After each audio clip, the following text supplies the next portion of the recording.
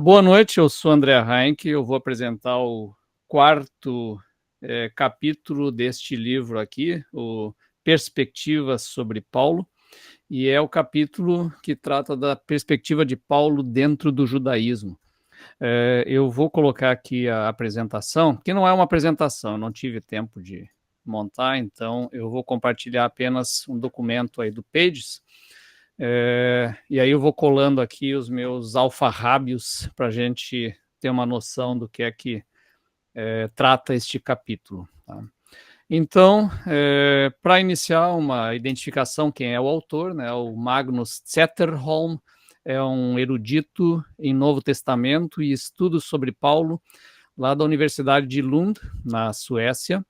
E é interessante, ele começa afirmando que a posição dele é secular. Ele tem uma perspectiva absolutamente de uma pesquisa não religiosa, não é preocupação dele, e não importam para ele as implicações disso sobre a teologia normativa. Eu achei até um pouco engraçado, porque todo historiador tem essa perspectiva, né? Diz, olha, eu tenho uma pesquisa aqui que é apenas acadêmica e eu não estou preocupado com o que vai refletir lá na religião, qualquer que seja ela, né? E lá no fundo ele dá aquela risadinha maléfica, pensando, sim, vai afetar um monte, e ele até conta com isso. Mas, de qualquer maneira, né, essa já é a apresentação dele, que deixa bem claro que não é uma discussão de caráter teológico, mas ele está focado no que seria, então, o Paulo dentro do judaísmo exatamente. Ele já coloca de cara, né, que a questão que ele apresenta, a forma como ele apresenta essa perspectiva é a forma dele, né, porque os pesquisadores de Paulo, dentro do judaísmo, divergem em vários pontos, né, porque ele diz, porque não são seita. Aí já está um pouquinho de crítica, né, indireta que ele faz ao meio cristão, porque aqui a gente está normatizando Paulo para adequar a doutrina e tudo mais.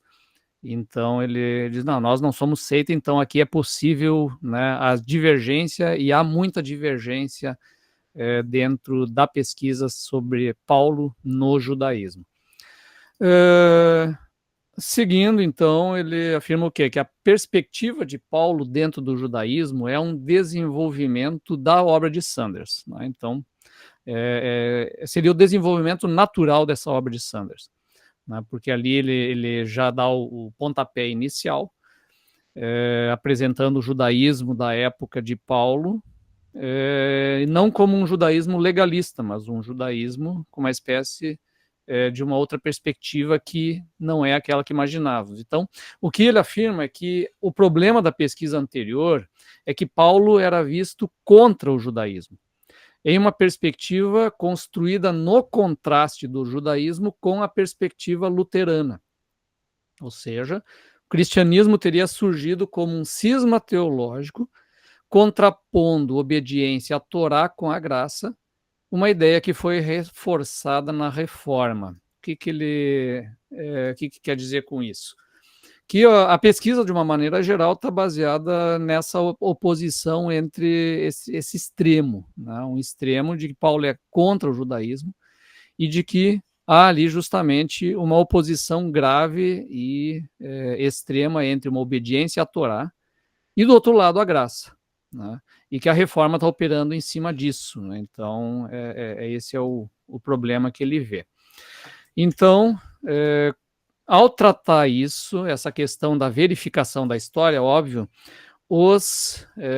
as fontes dele são as mesmas que qualquer teólogo tem, que é o próprio texto bíblico. Né? A gente não tem outras fontes extra-bíblicas a partir disso. Então, onde é que ele vai buscar a fonte para trabalhar questão de Paulo de outra maneira? Está no contexto. Né? Então, não há apenas o próprio texto e outras fontes literárias para a verificação da história, mas também o contexto. Por isso, os pesquisadores, né, dessa perspectiva, eles partem de pressuposições para reconstruir o contexto histórico. Então, eles, olha, temos muitas incertezas, mas plausibilidade, ele usa essa palavra. Olha, a gente não tem muita certeza do que afirma, mas nós achamos que aquilo que a gente está apresentando é plausível, né, dentro de qual recorte? É o recorte que você vê qual é o contexto geral da época e passa a analisar, então, Paulo a partir desse contexto geral da época. Né? Então, o que ele diz? O Sanders ajudou justamente a mudar o entendimento desse contexto, inaugurando a ideia de um judaísmo não como uma religião legalista, mas um sistema no contexto pactual que ele chama de um nomismo da aliança. O que seria esse nomismo da aliança? As etapas seriam mais ou menos assim. Deus escolheu Israel, depois Deus concedeu a lei, que implica em promessa divina de manter eleição e exigência de obediência. Né? Então, a lei, ela tem por um lado, a promessa de Deus, que vai continuar, né, fiel ao povo, e do outro lado, o povo deve obedecer. Deus recompensa a obediência e castiga a transgressão, é o desdobramento da lei. A lei, ao mesmo tempo, prevê meios de expiação e resultados no restabelecimento da relação pactual. Ou seja, ocorreu o pecado, vai ter lá o sacrifício, o arrependimento e o sacrifício para então restabelecer o pacto que foi feito. Todos os que permanecem nessa obediência pertencem então ao grupo salvo. Então, é a permanência, né, na obediência que vai determinar se você faz ou não parte do pacto e se você está salvo.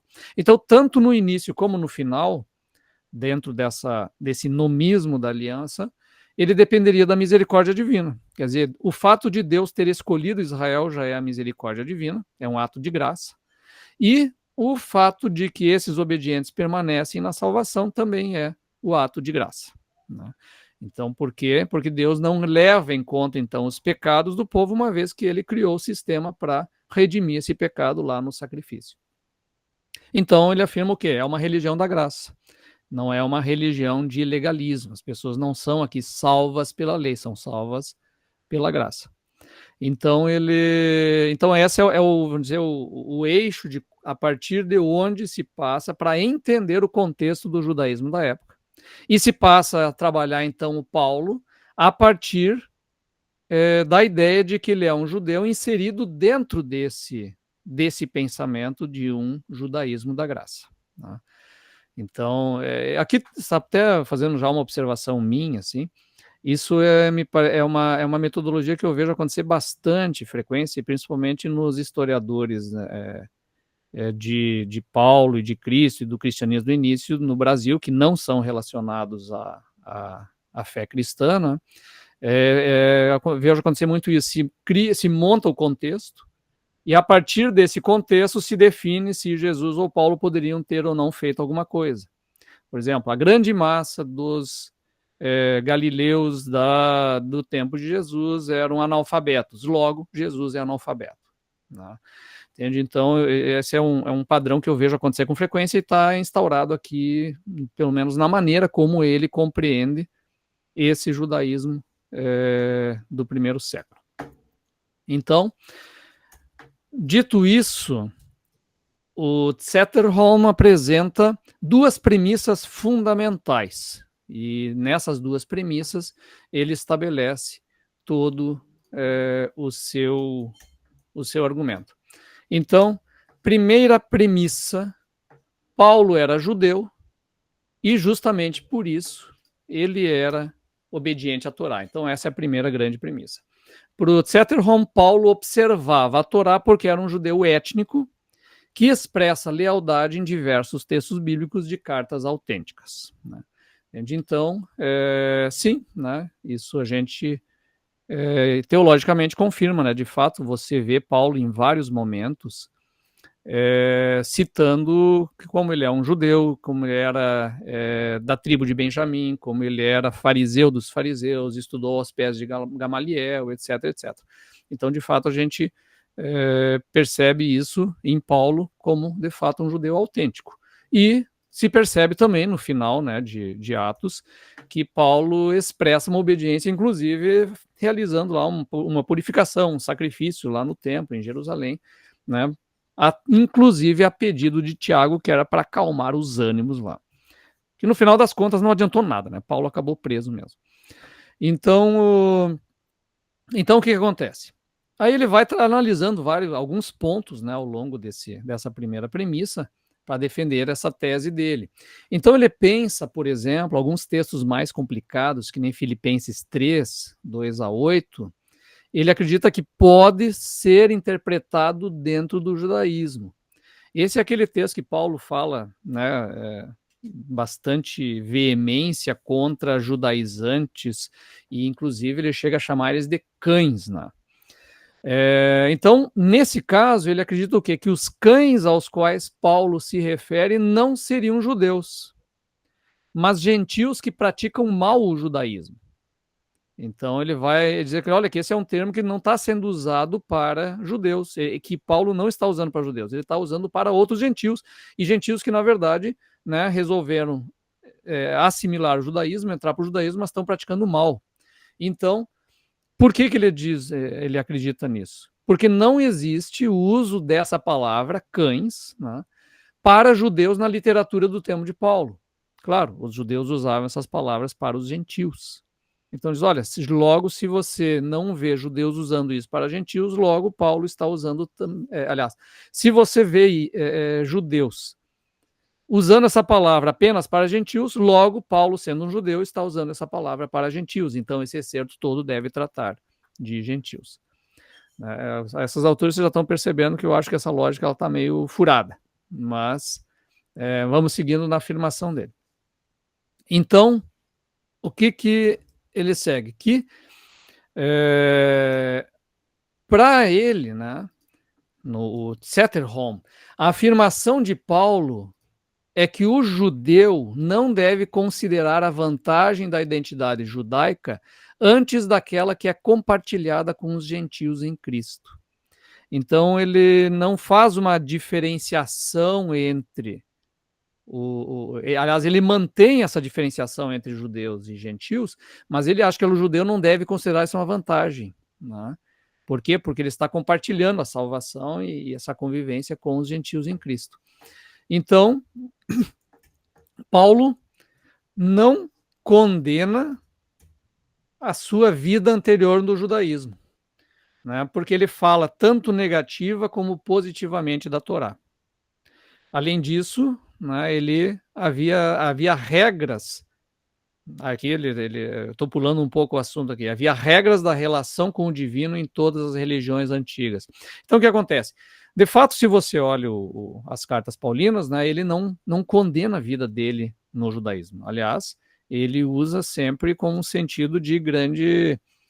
para mostrar o quanto ele conhece, quanto ele era, de fato, um homem devoto da Torá.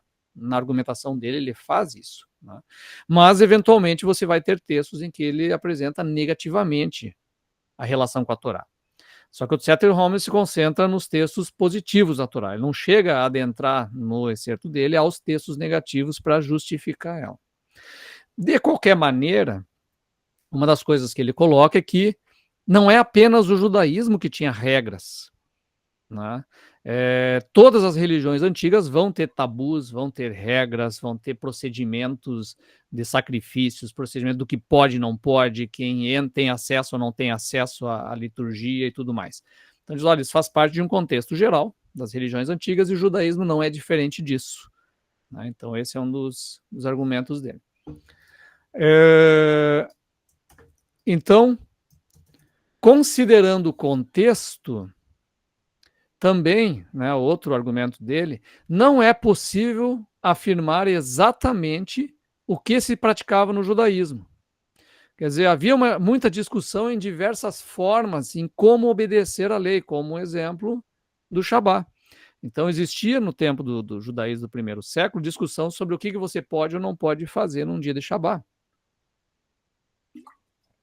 Então, enquanto alguns vão dizer, olha, sim, você pode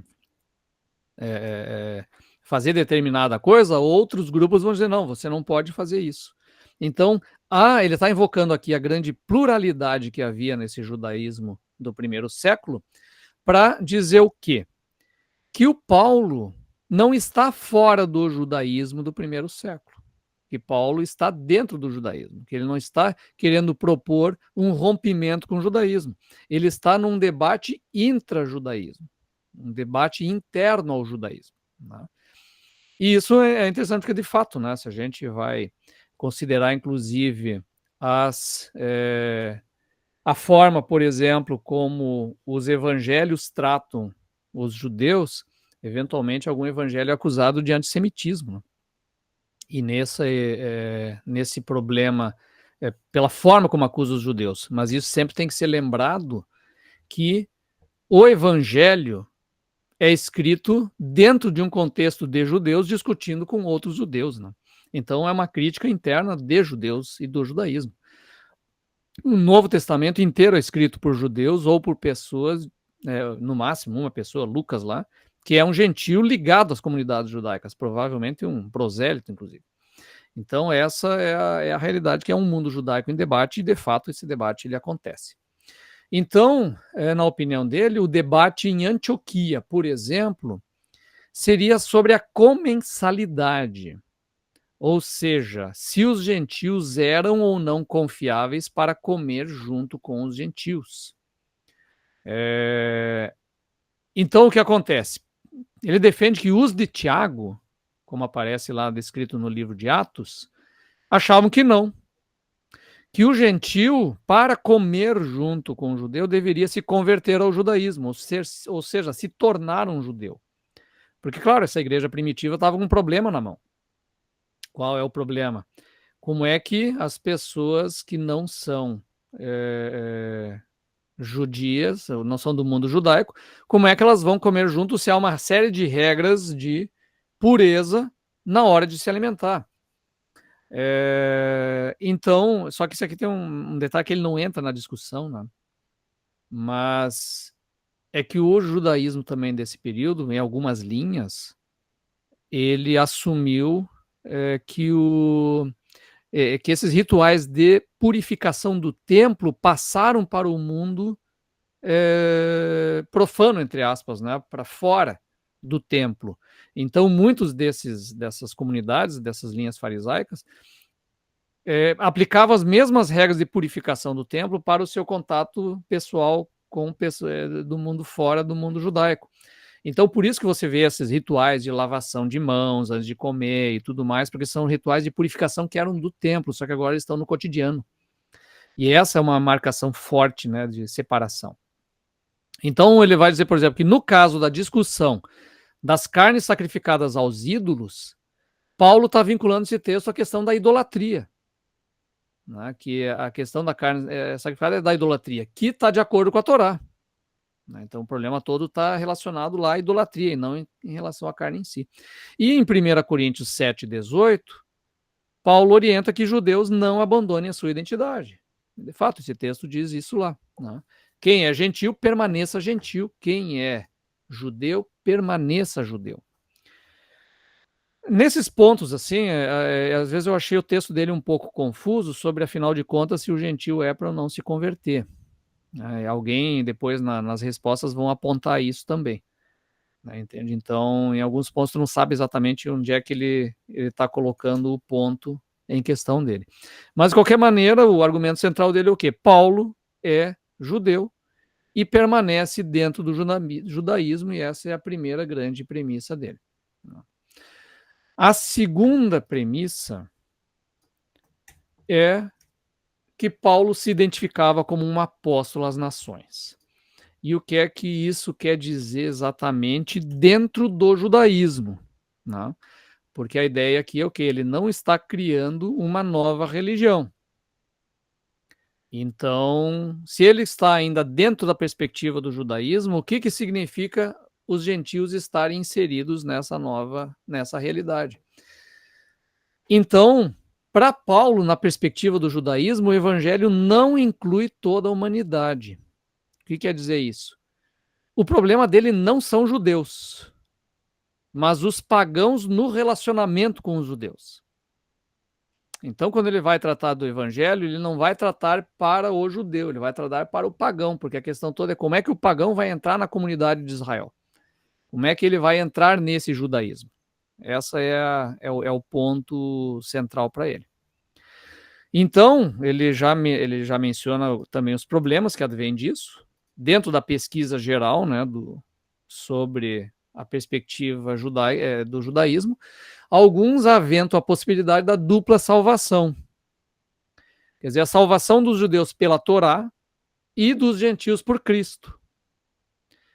Então, ele afirma aqui que Paulo não imaginaria a conversão dos judeus. O judeu não precisaria se converter. Cristo é importante, mas assim, quando você vê lá em Romanos, os judeus vão se voltar para Cristo, esse voltar-se que ele fala em Romanos não seria converter-se. Às vezes voltariam para Cristo, mas isso não significaria uma conversão a Cristo. Ele entra dentro do mistério escatológico, né? De alguma maneira Israel volta, aceita Cristo, mas isso não tem a ver com salvação, isso não tem a ver com estar ou não dentro da aliança de Deus. Essa é uma coisa é uma discussão bem interessante, né? Porque isso mexe na soteriologia, né? Isso atinge diretamente a soteriologia. E essa é um problema que eu tenho visto dentro de discussões no mundo do judaísmo messiânico e principalmente no mundo evangélico que tem se aproximado bastante do judaísmo. Né? Então, por vários motivos, um do diálogo religioso, outro por causa do sionismo, né, cristão de apoio a Israel e tudo mais, de certa maneira a ideia de evangelizar judeus está começando a ficar fragilizada e alguns surgem com essa ideia do duplo caminho, quer dizer, o judeu está salvo pela aliança de Deus aliança de Deus pela aliança abraâmica, por meio de Abraão, estão já salvos de qualquer maneira lá, e os cristãos apenas, os gentios apenas em Cristo. Então, Cristo não é necessário para esses judeus aceitarem, quer dizer, serão salvos, apesar de, mesmo que rejeitem a Cristo, são salvos assim mesmo, porque é outra aliança, é a aliança abraâmica. Então, você vê, assim, dentro dessa relação com o mundo judaico, começa a haver um fraquejamento dentro da soteriologia cristã, dos grupos que tentam defender. E aqui aparece muito claro quando ele entra nessa discussão aqui, como Paulo indo em direção às nações. Então, então o que acontece? Para ele, a salvação dos judeus nunca esteve em xeque para Paulo. Nunca esteve em xeque. O que ele tratava era de um Sonderweg, ele usa uma expressão alemã aqui, que é um caminho especial para os gentios. É como se, olha, agora, né, os judeus já estão salvos e agora Cristo ele existe para ter uma forma dos judeus serem inseridos nessa história de salvação. Então ele está dentro do judaísmo. Na opinião dele, está dentro do judaísmo. Os judeus estão aqui dentro, não há nada a fazer em relação a eles, em relação a Cristo, porque não é necessário. Porque vertentes judaicas daquela época tratam dessa participação, embora outras neguem e afirmem que a Torá é exclusiva dos judeus. Quer dizer, aqui ele fez uma frase curta que é um monte de coisa, na verdade. Então, algumas vertentes do judaísmo daquela época afirmam, sim, o gentio pode entrar e participar da comunidade de Israel e em obediência à Torá. Agora, outras vertentes lá do judaísmo daquela época negam isso e dizem, não, a Torá é exclusiva para os judeus. Nenhum gentio pode entrar e participar da salvação e do povo de Deus da Torá. Então, você tem também, ele sustenta que há diversas posições do judaísmo da época, mas, de qualquer maneira, para ele, Paulo não está preocupado com salvação dos judeus. Então, ele levanta a possibilidade de que a retórica de Paulo sobre a Torá está vinculada à dicotomia entre lei divina e lei natural do mundo grego. Então, que dicotomia é essa? Ele está invocando alguma coisa que, inclusive, aparece em Filo de Alexandria e tal, em alguns lugares, e que Paulo está usando apenas um artifício retórico ao tratar da Torá nas suas cartas, dizendo o quê? A lei divina não é escrita. Isso está lá Isso é lá do mundo grego. Então, essa lei divina não é escrita. E a natural é escrita com regras. Então, o que acontece? Paulo teria apresentado a Torá como essa lei escrita, humana, como seria para o público helenizado que está ouvindo o que ele está falando. Então, ele tem, óbvio, um livro, texto escrito, e para esse público seria mais fácil ele apresentar a ideia, olha, essa aqui é uma lei escrita, mas tem uma lei divina que é superior. a lei divina que é superior e que não é escrita, que é da vida. Então, para se adaptar a esse público helenista, ele diria que a Torá é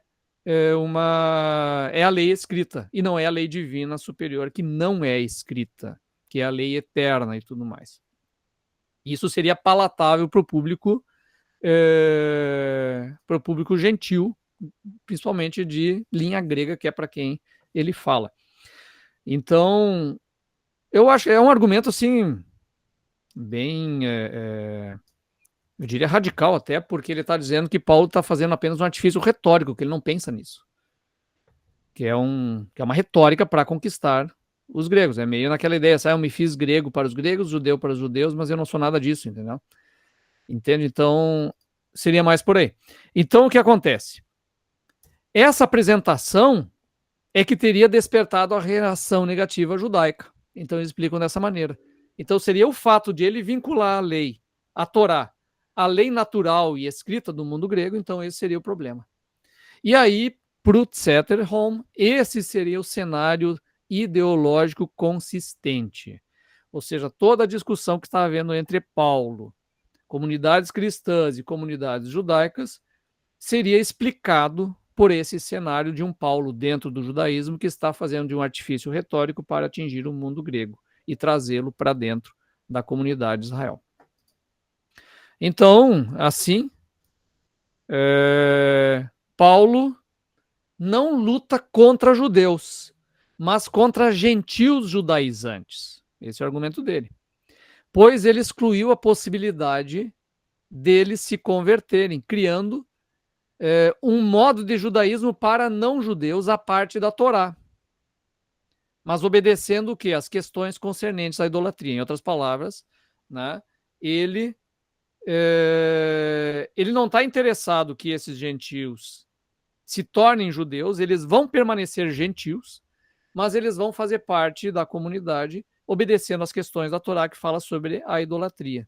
Né? Então, seria totalmente dentro do judaísmo. Então, mais ou menos dentro daquilo que o Tiago aparece na carta em Atos 15, né, dizendo, olha, nós aceitamos os gentios como são, mas devem se abster das carnes sacrificadas, se abster do sangue misturado, que é basicamente o que Levítico fala para o gentio que se aproxima da comunidade de Israel. Né? Desde então, a radicalidade de Paulo, na verdade, estaria no quê? Nos vínculos estabelecidos entre judeus e gentios em Cristo. Aí que estaria o aspecto radical dele. Esses gentios entram e fazem parte da comunidade, né? Mas não se tornam judeus. Aí que está o aspecto mais radical. De resto, ele seria alguém dentro do judaísmo. Aí vem as respostas, então, que eu vou falar rapidamente aqui, que seria primeiro a resposta católica. Então, na resposta católica, ele concorda com Paulo no judaísmo, de que os judeus não devem abandonar sua identidade, e na crítica de que Paulo era livre da lei. Né? O Paulo não é livre da lei, ele concorda com isso. O Paulo ele considera-se ainda debaixo da lei. Mas ele discorda de que Paulo se preocupe apenas com a missão aos gentios. Porque diversos textos falam da sua missão primeiro aos judeus, pois que era a salvação deles, e isso de fato, né, ele chamou muito bem a atenção para isso. Paulo chega a dizer, olha, primeiro lá em Romanos, né, eu sou o apóstolo primeiro aos judeus, depois aos gentios dessa salvação. Né? Então, Paulo também afirma que não está debaixo da lei, essa outra afirmação de Paulo frequente, e age como se estivesse para ganhar judeus. Ele chama atenção disso. Olha, eu não me vejo debaixo da lei, eu não estou debaixo da lei, mas eu estou agindo como se estivesse porque eu preciso ganhar os judeus. E o Zetterholm não trabalha essa questão. Finalmente, ele afirma que a ceia, e esse aqui eu achei muito bom esse argumento, afirma que a ceia, com o sangue e o corpo de Cristo sendo celebrado na liturgia, não possui nenhum paralelo em nenhum judaísmo daquele tempo ou depois dele. Quer dizer, se você está totalmente dentro do judaísmo, como é que você pega um cerimonial totalmente separado, totalmente diferente, de uma celebração instituída por Cristo e ela é válida dentro desse judaísmo? Então, ele diz, do mesmo jeito, se a palavra cães não aparece em outro lugar, como é que a ceia não aparece e aqui está aceita por Paulo dentro desse judaísmo que ele está defendendo? Então, essa é a resposta do católica. Aí depois temos a resposta protestante. Na resposta protestante, ele questiona a interação, a interpretação de que a mutilação citada em Filipenses 3:2 seja pagã. Porque lembra lá que Filipenses ele estava dizendo, não, quem está chamando de cães são os pagãos. Agora, o problema é que o versículo que fala, se mutilem de uma vez, por que não se castram de uma vez? Ele fala da circuncisão antes e depois. Então, como ele fala de circuncisão o tempo todo, esse negócio, se mutilem de uma vez, é circuncisão. É uma piada em cima da circuncisão que Paulo está fazendo. Então, ele acaba mostrando como Zetterholm ignora as menções negativas de Paulo à lei, enquanto esquece que as positivas estão sempre associadas à obra de Deus realizada em Cristo. Quer dizer, Paulo cita os dois, positivo e negativo, mas sempre que é positivo está relacionado a Cristo. Né? A lei veio como um pedagogo para mostrar e apontar a Cristo. Entende? Então, é esse outro ponto que ele apresenta. E, finalmente, ele reitera que Paulo é universal em relação à salvação pela fé. Ele fala que a fé tem que ser para todos. Cristo é para todos, judeus e gentios. E essa ênfase da salvação, tanto de judeus como de gentios pela fé, não é dele, não é da reforma, é do Paulo. Ele insiste disso no final. Porque a acusação que se faz o tempo todo, né, em relação à reforma é que essa questão dos judeus e gentios salvos pela fé igualmente é uma invenção da reforma por causa da discussão da graça e lei lá no tempo do catolicismo e tal. E diz, não, cara, isso é uma ênfase do Paulo, está lá no Paulo, não é uma invenção da reforma posterior. Depois a resposta da nova perspectiva, né, do James Dunn, ele responde que Paulo não estava apenas dizendo aos gentios que se convertessem ao judaísmo. Por isso, outra identidade precisava ser criada. Ele diz o quê? É possível falar no Paulo judeu, mas não dentro do judaísmo. Quando ele faz esse contraponto, eu também fiquei pensando, cara, acho que o Dunn também não entendeu exatamente o que é que o Zetterholm estava dizendo, se afinal o gentil era ou não para se converter ao judaísmo. Porque em alguns momentos ele está afirmando que sim, em outros momentos não. Talvez eu tenha me perdido ali, porque ele, eventualmente, ele cita outros autores dessa pesquisa sobre Paulo no judaísmo. Então, não, pelo que eu percebo da resposta do Dan, não ficou muito claro isso. Né? Mas, de qualquer maneira, né, ele defende isso.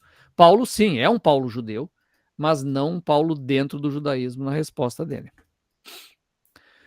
A resposta do John Barclay, ele concorda com as premissas, mas discute o que elas pretendem negar.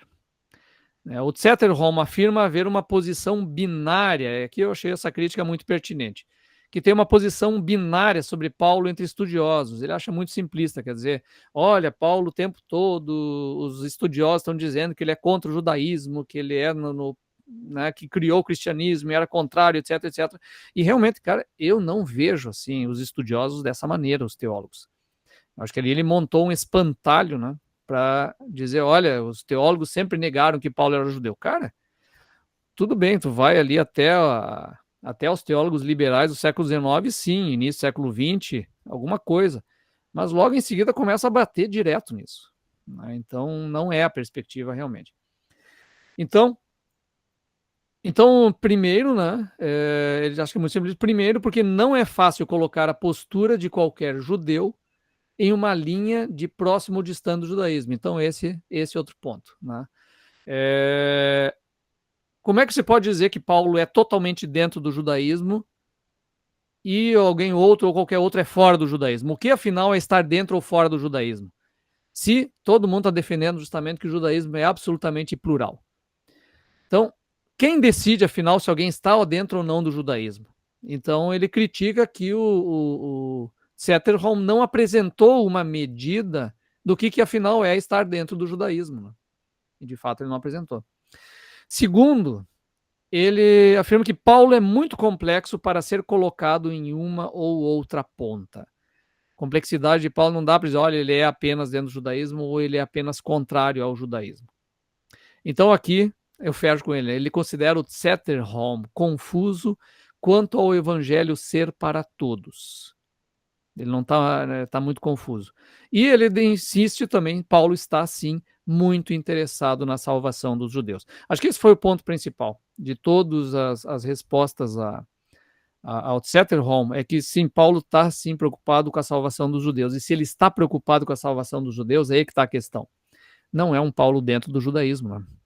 Porque o judaísmo definitivamente não aceitava naquela época, não aceita até hoje, que a salvação tenha que ser por meio de Cristo crucificado e ressurreto. Na réplica dele, né, do Zetterholm, ele afirma que, né, todas as perspectivas possuem pontos frágeis e, na verdade, tudo vai depender dos pressupostos iniciais. Então, ele volta lá à questão do contexto inicial, dos pressupostos que cada um tem para qual é o contexto para a escrita de Paulo. E ele insiste que, para Paulo, a salvação é apenas por Cristo, mas os caminhos entre os dois não são idênticos. Talvez aí ele tenha faltado lá no texto dele clarear um pouco isso. Não, o judeu é salvo por Cristo, mas o caminho não é o mesmo. O caminho vai ser outro, inclusive podendo negar a Cristo ou não estar dentro da comunidade do corpo de Cristo. Então, essa é, em resumo, assim, a forma como eu compreendi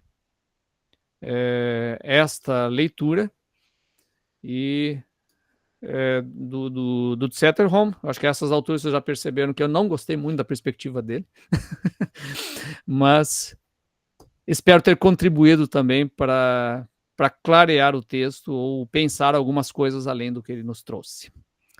Muito obrigado.